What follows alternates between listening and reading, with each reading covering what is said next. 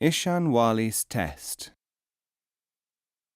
Ihsan Wali, when he suddenly appeared in Syria from Turkestan, showed that he had a remarkable range of techniques, called by externalists his wisdoms, with which he was able to effect a forward movement in the then sluggish study of Sufism. He found, for instance, that Sufi schools had become organizations bound together by traditionalism and by regard for one master at the expense of the teachings of the Sufis as a whole. They worked with exercises and ideas which rightly belonged to other people, other times, and even other places. The Wali's way of approaching this problem greatly impressed those who, while ignorant of his methods, believed that they should help him.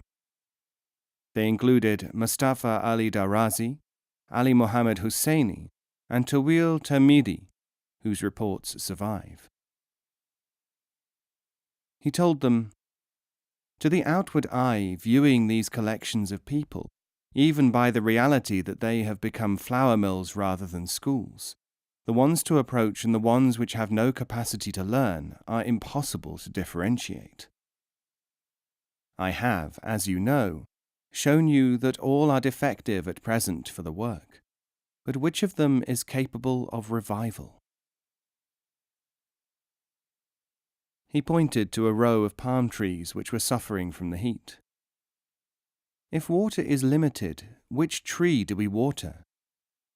I have shown you that they are withered, something you did not realize before. Now I will show you a way to test whether individual trees may revive or not." Ihsan Wali, as his demonstration, now met all the sheikhs of the repetitious schools, most of whom welcomed him kindly and indicated that they would be pleased to receive his help in re-establishing the teachings.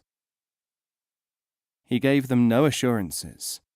Separating himself from them, he then wrote to each one in the following vein: "I have something of surpassing importance to say to you, and nothing at all to say through you. This means that I have to be permitted to address your followers directly. If you will allow this, I shall make my methods known. If, on the other hand, you do not allow it, I will be able eventually to address these people indirectly. But in that way you will have by refusal alienated yourself from me, and I will not be able to address myself to you. Since I have a responsibility either to all of you or to none, I cannot at the beginning use you as a channel when I am able to approach you directly. Since you have developed such a close affinity with your community, I must regard you as an essential member of the community, and cannot therefore treat you separately." He explained to his helpers that those sheikhs who were willing to regard themselves as pupils just as much as they regarded their own students as disciples would be the ones who headed schools which could be revivified. Some sheikhs responded with understanding, and others reacted with intense distrust, overtly or covertly, for Ihsan Wali's approach. Although he welcomed the understanding of the ones who regarded themselves as his pupils and as no different from their own smallest disciples in this respect, he grieved for the withered plants. Ali Mohammed Husseini said, "Do we then sorrow for what has been shown to be dead?" He answered, "They are not all dead.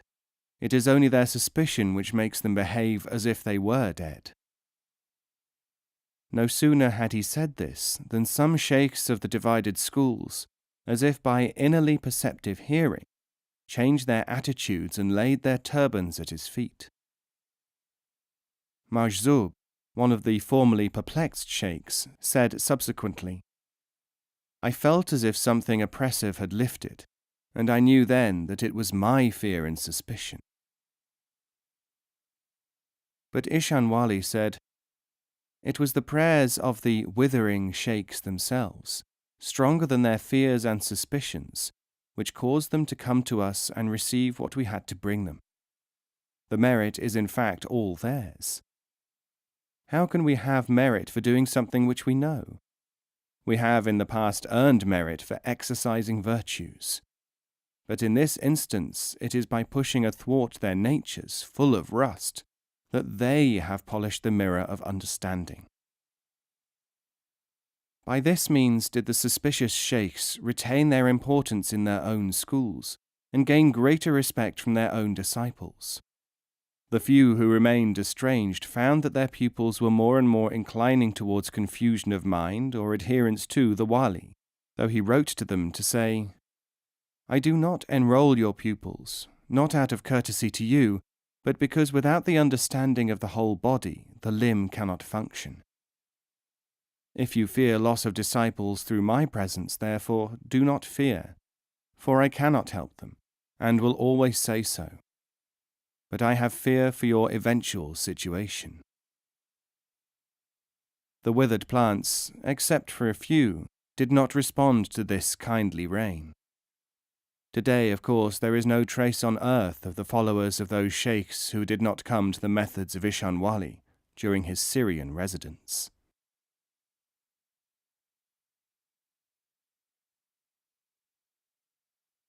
Hidden Miracles.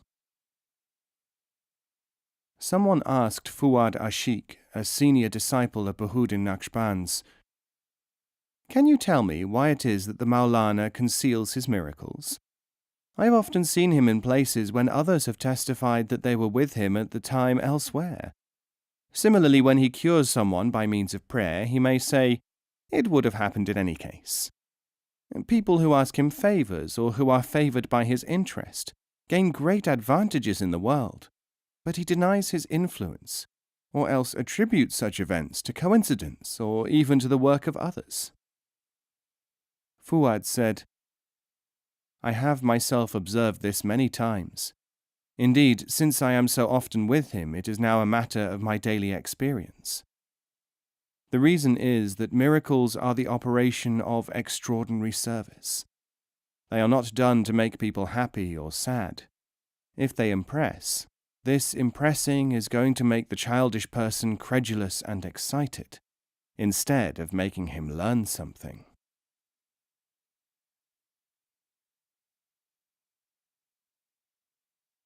Entry into a Sufi Circle. If you read, if you practice, you may qualify for a Sufi circle.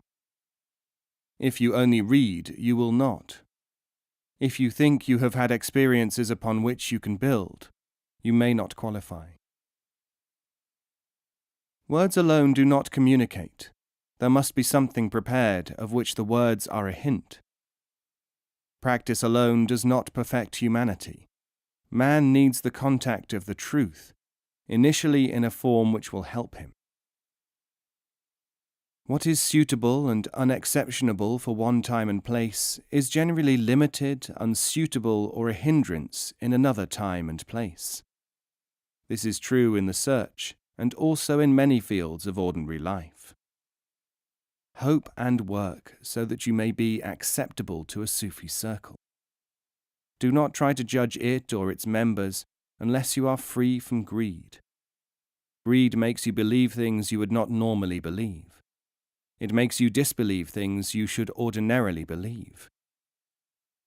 If you cannot overcome greed, exercise it only where you can see it working. Do not bring it into the circle of the initiates. Nazir el-Qazwini, The Solitary Remarks.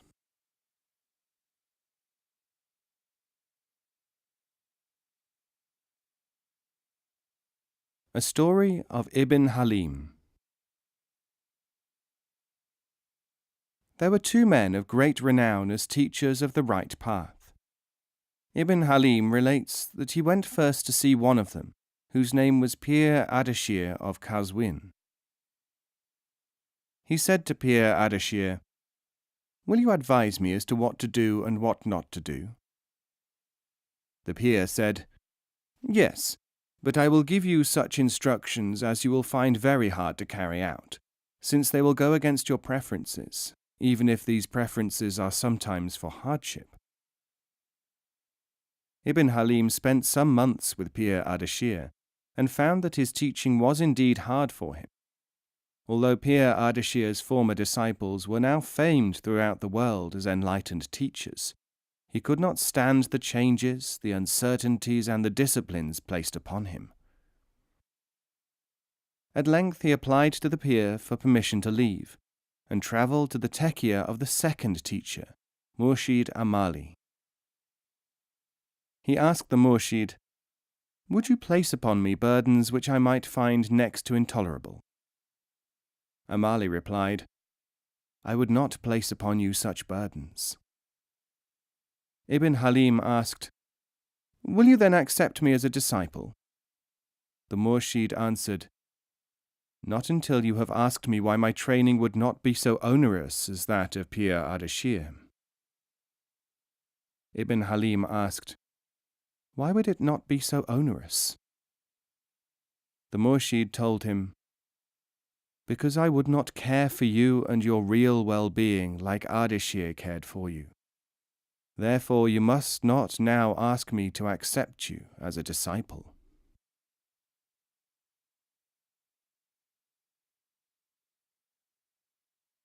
The Woman Sufi and the Queen. A certain woman of the disgraced family of the Umayyah had become a Sufi, and she went to visit the queen of the household of al-Mahdi, who had replaced the Umayyah. The queen was herself known as a woman of delicacy and compassion. When she saw the emaciated and ragged figure of the pauper Umayyan princess at her door, she asked her to come in, and prepared to give words of comfort and such presents as would relieve her evident want. But no sooner had the Umayyan princess said, "I am a daughter of the family of Umayyah," than the queen forgot all her charity and shouted, "A woman of the accursed Umayyah! You have come, no doubt, to beg for alms, forgetting what things your menfolk did to our family, how they oppressed them and treated them without mercy, leaving them no recourse except for God." "No," said the Umayyan princess. "I did not come for sympathy, forgiveness, or money. I came to see whether the family of al-Mahdi had learned to behave from their predecessors who could not, the ruthless sons of Umayyah, or whether the conduct you deplore was a contagion which would certainly end in the downfall of those who contract it." The Umayyan princess walked away, and was not afterwards anywhere to be found. But we have this story only from the words of the Queen of al-Mahdi, and so it may have been the cause of some improvement in human behaviour somewhere.